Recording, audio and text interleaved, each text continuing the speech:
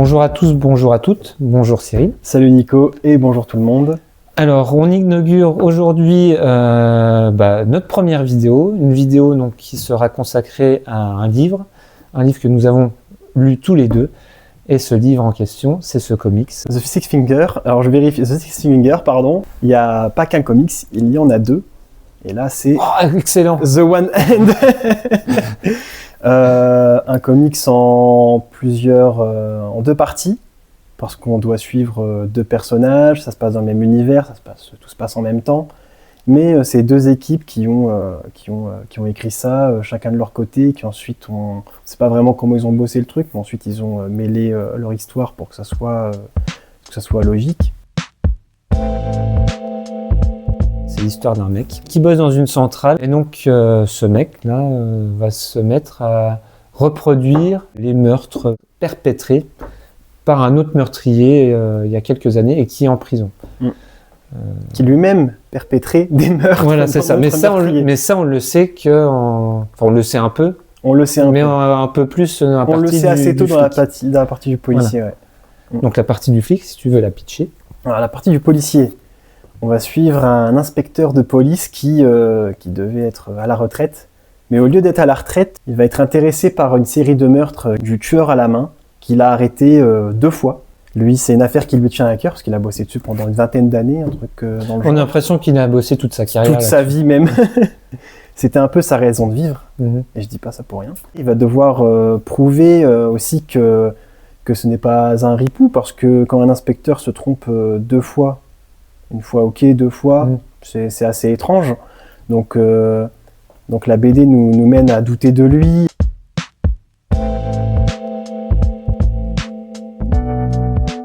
T'as douté toi de lui? Parce que moi perso, Moi oui. Enfin, j'ai pas douté pour moi, à chaque fois, il enfermait le bon coupable. Enfin, moi, j'ai pas eu de doute là-dessus. Tu vois. Mais par contre, c'est plus sa hiérarchie et puis. Et le monde qui l'entoure. Et la société, enfin les médias, qui remettent en question en fait ses capacités à avoir élucidé les précédents crimes, quoi. Le souci, c'est là que c'est très très bien écrit, c'est que on peut penser un peu les deux choses. C'est que il les a arrêtés en ayant toutes les preuves nécessaires, mais en même temps, il y a ce truc où on se dit c'est quand même bizarre. Il a l'air de tout savoir, de bien le connaître, trop le connaître, et en même temps. Alors après, ça vient peut-être aussi du fait qu'on ne l'a pas lu tous les deux dans le même sens. Aussi. Moi, tu m'as conseillé de commencer par la partie du tueur, parce que toi, tu avais commencé par la partie du flic. Donc, peut-être que ça aussi, ça a un peu conditionné ma réception de la partie du flic en ayant eu la partie du tueur avant. Donc, peut-être pour ça aussi que j'ai pas eu les mêmes doutes à son sujet que toi en fait. Oui, parce que toi, tu connaissais déjà l'identité du tueur. Oui, c'est ça. Et moi, pas du tout, parce que quand on lit la partie de l'inspecteur, on ne découvre pas vraiment le tueur, on ne le connaît pas, on a juste un nom, prénom.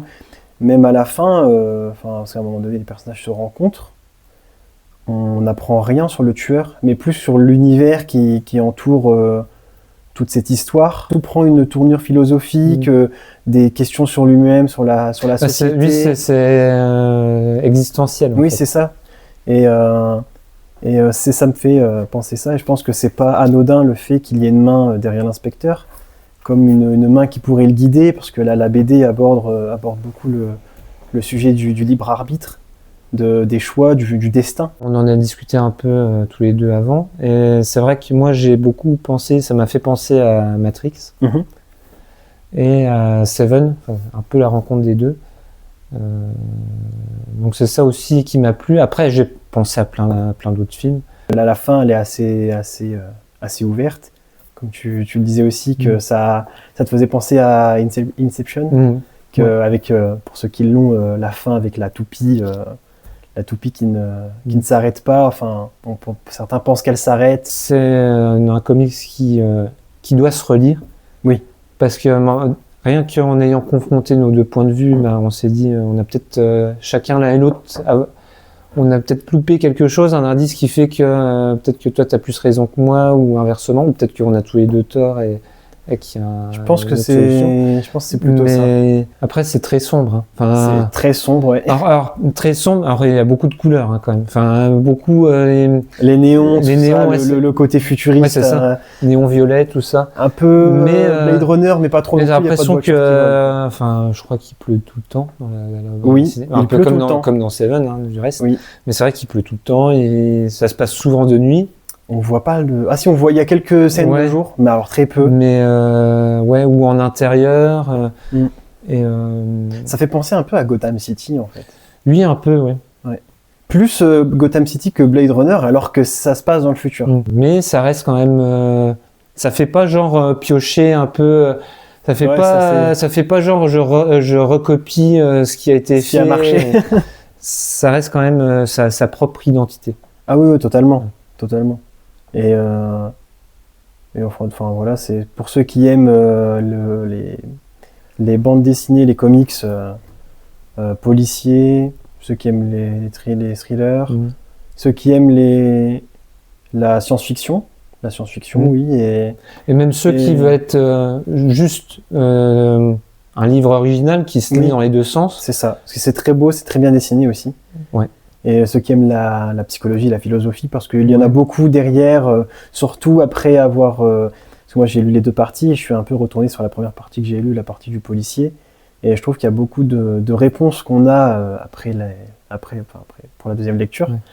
Et je devrais la lire une seconde fois complètement, mais il y a un côté très philosophique sur la vie, sur le sens de la vie, sur notre destin, sur... pourquoi, quelle est notre place dans ce monde, et cette BD l'aborde assez bien, parce que le policier c'est un personnage un peu dépressif qui est très seul, et voilà. Et c'est une BD je aussi. raconterai pas plus. C'est une BD aussi pour les complotistes, hein, parce que enfin si t'es complotiste, tu y crois. T'es à fond dedans. Oui, hein. Oui, c'est vrai. Oui. Complotiste, platiste, enfin un peu de faites tout. votre choix. Mais et la BD, au final, elle donnerait raison à ces gens-là. Ouais. Peut-être, des fois oui, des fois non. Mais en tout cas, c'est une lecture qu'on vous recommande chaudement, tous les deux. Oui. Hein, on vous recommande aussi de l'acheter chez nous. Mais en tout cas, voilà, si vous êtes intéressé, enfin en tout cas, tant qu'il est ici, vous pouvez venir ne serait-ce que le feuilleter pour voir si ça vous tente ou pas.